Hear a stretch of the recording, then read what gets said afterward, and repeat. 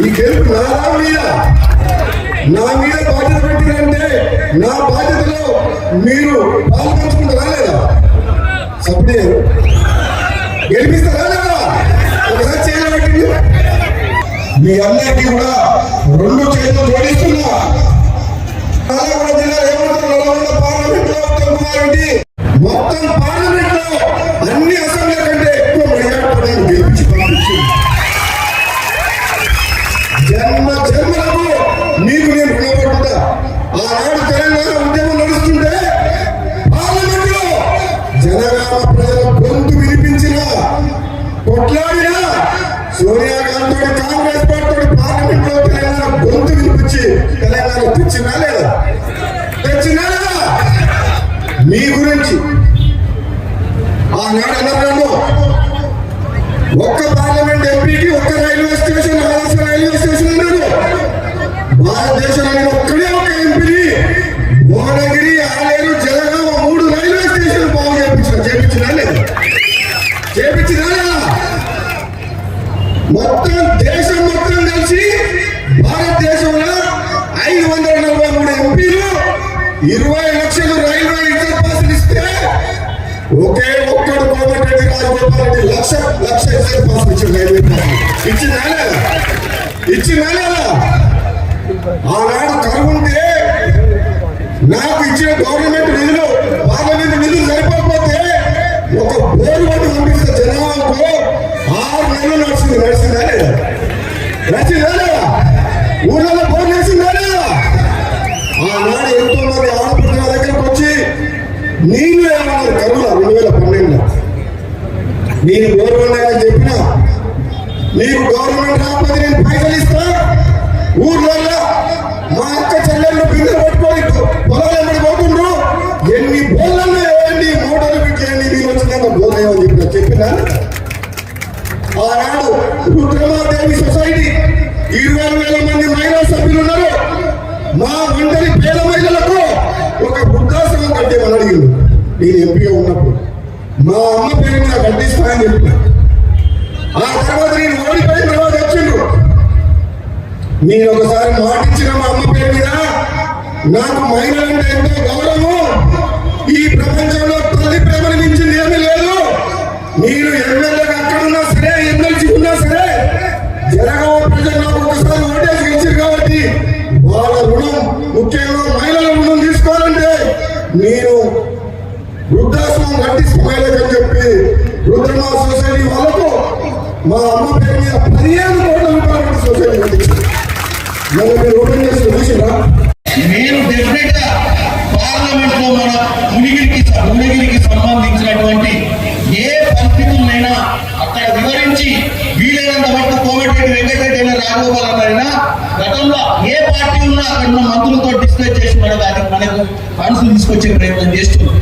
అదే పద్ధతిలో మనం ఏ భేదద్వేషాలు పెట్టుకోకుండా వాళ్ళతోటి మనకు రావాల్సిన నిధులు మన రాష్ట్రానికి తెచ్చుకునే విధంగా ఇక్కడ ముఖ్యమంత్రి రేవంత్ రెడ్డి గారికి ఇక్కడ ఉన్నటువంటి మంత్రులకు ఎమ్మెల్యేలకు సహకరిస్తూ ఢిల్లీలో ఉన్న కాంగ్రెస్ పార్టీ ఈరోజు పరిస్థితి ఏంటంటే అబ్కి బార్ నరేంద్ర మోడీ సర్కార్కు అంత గొప్ప ముచ్చటేం లేదు. ఎట్టయితే 10 ఏళ్ల పాలన మీరు బీఆర్ఎస్ తరిమి కొట్టిందో భారతదేశంలో చాలా రాష్ట్రాలలో ప్రజలు బయటపడతలేదు.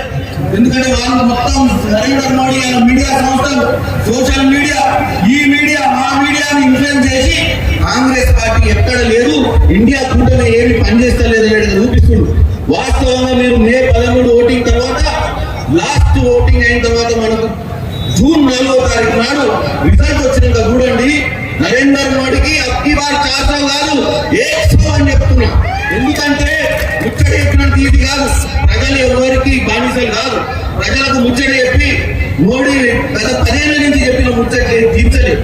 ఎప్పుడు చూసినా యాక్షన్ రియాక్షన్, ఏమైనా కెమెరాల ముందు డ్రామా, పెద్ద పెద్ద ఉపన్యాసాలు తప్ప మనకు 30 లక్షల ఉద్యోగాల గురించి ప్రతి సంవత్సరం చెప్తాడు ముచ్చట. ఎక్కడొచ్చినాయి ఉద్యోగాలు? యువత ఎక్కడుంది? ఇవాళ మన యువత పోయి హైదరాబాద్ లో పని చేసుకోకుండా ఊర్లలో ఉండాల్సిన పరిస్థితి ఎందుకు వచ్చింది? చదువుకున్నాక కూడా హైదరాబాద్ లో ఉద్యోగం చేస్తే 20,000 30,000 నౌకరీ వస్తే మళ్ళీ ఇంటికాడ 3 ఎకరాల భూమి ఉన్న తల్లిదండ్రులు మళ్ళీ 10,000 పంపించాల్సి వస్తుంది, ఖర్చు తట్టుకోలేదు. ఆ 10,000 పంపించే బదులు పిల్లలు వచ్చి అమ్మ అడిగి 10,000 నువ్వు పంపిస్తే నేను ఖర్చు పెట్టుకునే వాళ్ళు వచ్చి ఊళ్ళోనే ఉంటారు, ఊళ్ళో ఉండే పరిస్థితికి వచ్చింది. ఎందుకు వచ్చిండ్రు? దీనికి కారణం నరేంద్ర మోడీ. 2014లో అధికారంలోకి వచ్చినప్పుడు ఆ రోజున ధరలన్నీ, ఆ రోజు ఉన్నటువంటి జీతాలు ఎంత, ఆ రోజున్న సగటు ఆదాయం ఎంత, ఈ రోజు పెరిగిన ధరలు ఎంత చూస్తే మీకు అర్థమైంది. ఇవాళ 30,000 జీతం, 2014 ముందు 20,000 జీతం వచ్చినా బ్రహ్మాండంగా బతికే పరిస్థితి ఉంటుండే. ఇవాళ 2024లో 30,000 వచ్చినా కానీ రూపాయి మిగిలే పరిస్థితి లేదు. దీనికి కారణం నరేంద్ర మోడీ. ఇవాళ ముచ్చడి ఎక్కడ మనకేం తెలియదని ఇంటింటికి ప్రతి అకౌంట్ లో 15 లక్షలు వేస్తా అన్నాడు. డిమానిటైజేషన్ చేసిన నల్లధనంతా కూర్చోబెట్టిపోతున్నాడు. నిన్న చూస్తే ఒక గమ్మత్తైన ముచ్చట. ఎలక్ట్రల్ బాండ్స్ గౌరవ పార్లమెంట్ సభ్యుడికి 1,40,000 ఓట్లు తక్కువ కాకుండా మనం అందరం ఏం చేయాలని చెప్పేసి మనం పనిచేయాల్సింది ఒక 15 రోజులు 20 రోజులు. ఎన్ని రోజుల గురించి 5 సంవత్సరాల వరకు, 5 సంవత్సరాలు మన ఎంపీ కొరకు, 5 సంవత్సరాలు ఎంపీ గారు మనకు సేవ చేయడం కొరకు, మన ప్రాంతాన్ని అభివృద్ధి చేయడం కొరకు మనం ఒక 25 నుంచి 30 రోజులు కష్టపడాలి. మరి 25-30 రోజులు కష్టపడితే 5 సంవత్సరాలు మన ప్రాంతం అభివృద్ధి అవుతుంది. మన యువకులకు ఉద్యోగాలు లభిస్తాయి, రైతుల కష్టాలు పోతాయి, మనం అందరం సుఖంగా ఉంటాం. మీకు అందరికీ కూడా సేవ చేయడానికి నేనున్నా. ఎంపీ గారితో ఏ పని కావాలన్నా కానీ నేను వెళ్ళి వారి దగ్గర కూర్చుని చేపిస్తాను. వారు కూడా తప్పకుండా మనం చేస్తారని చెప్పి ఎంపీ గారికి ఇంకొక కోరిక కోరుతున్నా, వారు తప్పకుండా వెళ్తున్నారు. రేపు మిగతా నియోజకవర్గం కంటే మా నియోజకవర్గం పెద్దది, అదేవిధంగా చాలా ఎంతమంది ప్రాంతం కాబట్టి మాకు నిధులు మిగతా నియోజకవర్గం కంటే కొంచెం డబల్ నిధులు మాకు ఇవ్వాలని చెప్పేసి ఇప్పుడే నేను ఎంపీ గారికి కోరుతున్నాను. రావాలి. గతంలో మన పెద్దలు రాజగోపాల్ రెడ్డి గారు, అదేవిధంగా పెద్దలు వెంకరెడ్డి గారు చాలా నిధులు తీసుకొచ్చి మన ప్రాంతానికి అభివృద్ధి చేశారు. వారంటే ఎంతో అభిమానం చాలా మందికి.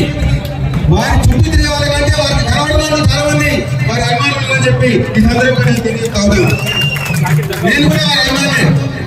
ఎందుకంటే ఏ రాజకీయ నాయకుడైనా ప్రజల సేవ చేయాలి, న్యాయంగా పనిచేయాలి. మరి ఆ విధంగా పనిచేసినప్పుడే ప్రజలకు అభిమానాన్ని దూరం ఉంటాడు. ఆ విధంగా వాళ్ళు పనిచేసిన కాబట్టి వారందరూ కూడా మన నియోజకవర్గం కానీ అందరూ కూడా అభిమాన పాత్ర నేను. మరి ఆ విధంగా నేను కూడా అటువంటి నాయకులను 14 భూమి ఎవరు డొనేట్ చేయడం జరిగింది, ఎడ్యుకేషన్ ఇన్క్లూజన్ చేయడం జరిగింది. కాబట్టి ప్రజలందరూ కూడా, నాయకులందరూ కూడా నేను చేసిన పనులు, మా కాంగ్రెస్ పార్టీ చేసిన పనులు గతంలో అవన్నీ కూడా ప్రజలకు చెప్పి మన కాంగ్రెస్ ఓట్లు ఎక్కువ ఉంటారు, ఎక్కువ సంఖ్యలో వేయాలని చెప్పేసి చెప్తున్నా. ఇక్కడ తెలంగాణ ఇచ్చిన కాంగ్రెస్ పార్టీ వైపు ఈ తెలంగాణ నియోజకవర్గ ప్రజలు ప్రజలందరూ నువ్వు గతంలో పార్టీ పేరు మీద మన రాజలింగం గౌడ్ గారు చెప్పిన కులం పేరు మీద గెలిచిన వ్యక్తే కానీ ప్రజలలో సొంతంగా మానవత్వం చేసిన, ఇక్కడ సేవ చేసిన లక్షణం లేవు. ఈరోజు చెప్తున్నా తమ్ముడు, ఎన్ఎస్సీ యూత్ కాంగ్రెస్ పార్టీగా 30 ఏళ్ళుగా సేవ చేస్తే ఈ రోజు టికెట్ వచ్చింది. ఉట్టిగా రాలే టికెట్, ఉట్టిగానే రాలే. 30 ఏళ్ళు కష్టపడితే ఈ రోజు అవకాశం వచ్చింది. ఒక యువకుడికి అవకాశం ఇవ్వాలని వచ్చింది. కాబట్టి సోదరులారా, టీఆర్ఎస్ పార్టీ కథమైంది. దుకాణం బంద్ చేయలేక కేసీఆర్ కూల వాళ్ళే నిన్న వల్ల ఈ బీజేపీ ఎగురుతున్నారు. ఎంత అయినా లేవో తెలంగాణలో లేసా? డిపాజిట్ వస్తే కష్టం, అవునా కదా? కాంగ్రెస్ పార్టీ మెజారిటీ 17 పార్లమెంట్ లో భువనగిరిలో హైయెస్ట్ టాప్ ఉండాలి. ఉండదా? గెలుసుడు కాదు, మెజారిటీ చూస్తే కేసీఆర్ కు బీజేపీ నాయకులకు మైండ్ బ్లాంక్ అయిపోవాలి. మెజారిటీ చూస్తే డబ్బా ఇస్తే జనగామ నియోజకవర్గం ఒక చరిత్ర ఉంది కాంగ్రెస్ పార్టీకి. రాజీవ్ గాంధీ, ఇందిరా గాంధీ వాళ్ళందరూ